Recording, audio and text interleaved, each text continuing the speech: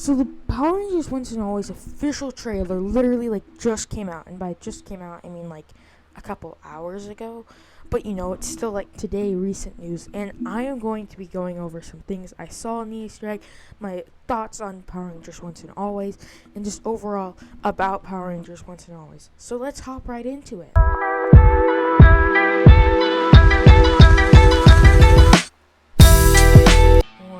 So, at the beginning of the trailer, literally straight off, by the way, spoilers ahead, probably, if you haven't seen the trailer. You don't know why you're clicking this video otherwise. But, straight off the bat, Rita Repulsa is there. And one thing to note is that she doesn't say she has been, reborn or something. She's found a new body. So, maybe, you can see, she's a robot now. So, a kind of fan theory I have is, this always happens in movies like these. What if, the Power Rangers built a robot and she took control of that? Or maybe, I don't know. But then, also, straight off the bat, Trini dies! At the beginning of the trailer, within 10 seconds, we have Trini dead. And I get her actor's dead. But, that's the first time someone in Power Rangers has actually died. You have Kendricks and, other, Ranger characters that were literally just their suit. But Kendricks came back to life, and they were all just suits. But Trini, a actual human character who we have seen without the Mighty Morphin powers, it was only at the beginning, but we have seen it with other, just died. What? And also another thing to know is in the very next scene in the trailer, you see that Trini's daughter, I don't remember her name, said that she killed Mom.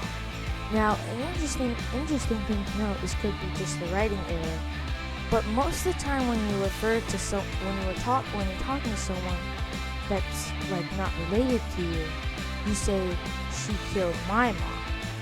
She said she killed Mom, and this was to Zach and Billy. I think she was specifically talking to Zach. And my theory makes sense that that YouTube short I made a little bit ago about Trini and Zach's relationship in the comics and how it might relate to that girl's creation, if you know what I mean.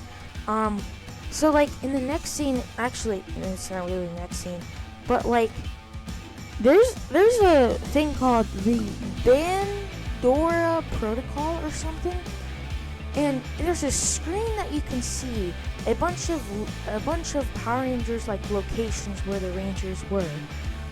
There's Coral Harbor for the Beast Morphers. They were in the previous season. Reefside, Dino Rangers, they were in the previous season as well for the Dino crossover. Astro Mega Ship for the Space Rangers. They haven't been seen in a while, except TJ. He was in 25th anniversary 5 years ago. Turtle Cove, which is home of the Wild Force Rangers. Terra Venture, which is Galaxy Rangers. And then another interesting thing to note is that they have an image of Rita's staff's headpiece.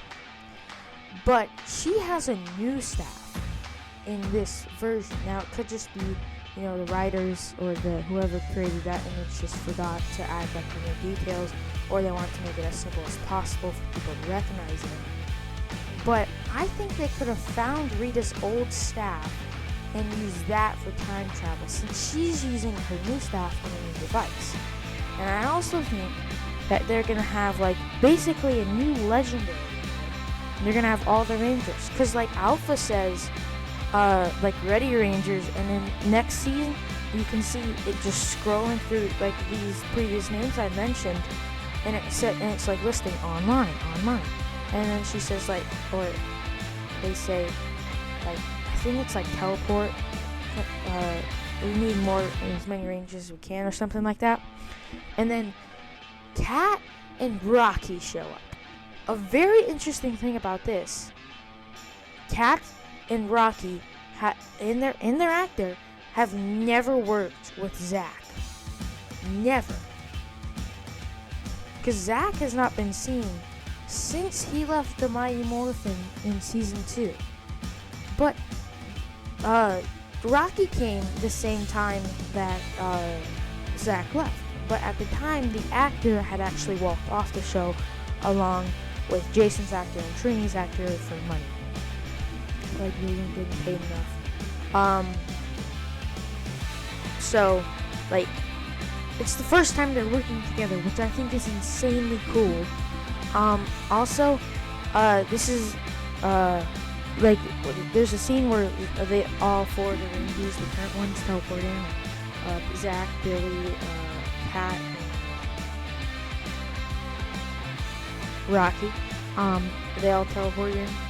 So, and an interesting thing to note is that they are once again, like they did in Dino Theory, replacing the purple with black to white with black for the teleportation. Of course, in Dino Theory, they all have the same teleportation thing, but like at the beginning and like when they glow the swords, it's white for Javi. And then they also use this for Zach instead of his original purple. And also when when they are talking to Adam and Aisha through like a phone call video thing, it kind of looks like they're in Grid Battle Force, but I can't be for sure. Like I can't be sure. It can't, like, cause there's only like a quick 2-second scene. I even watched this at like a quarter of a second speed, and it's very quick, and you could hardly tell what's going on in that scene. Like they have SPA uniforms, which is, I presume, Space Patrol Alpha. Not like Alpha 5, but like, we got Delta, Space Patrol Delta, but then Space Patrol Alpha. And they also have like the weird name tag things to where like it's not your first name, it's your last name. So Adam has Park and Aisha has Campbell. But how did Aisha get back from the past when she was stuck? Like when she went back in time to get her Zero Crystal, then set Tanya back instead of her. Like, how is she back? Like, maybe the Rangers got her back eventually, because she had fulfilled what she wanted to do, and the Rangers got her back. Also, they have a new command center, which somehow includes, I think, the broken Zordon tank that Andros broke with his Spiral Saber. I don't know how they have that, because, like,